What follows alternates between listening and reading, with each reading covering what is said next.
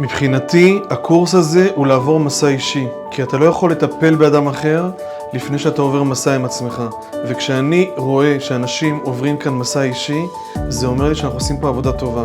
אני כל כך שמחה שהגעתי למקום הזה. באופן אישי זה נתן לי כל כך המון, אני מרגישה שאני בניתי את עצמי יותר, אני מכירה את עצמי יותר, יש לי לתת הלאה עכשיו. השנה הזאת הולכת להיות מבחינתי מהפכה, היא הולכת להיות שנה שתשנה את החיים שלכם. השנה הזאת נתנה לי את היכולת להציל את הבית, את המשפחה. הצלנו את הבית.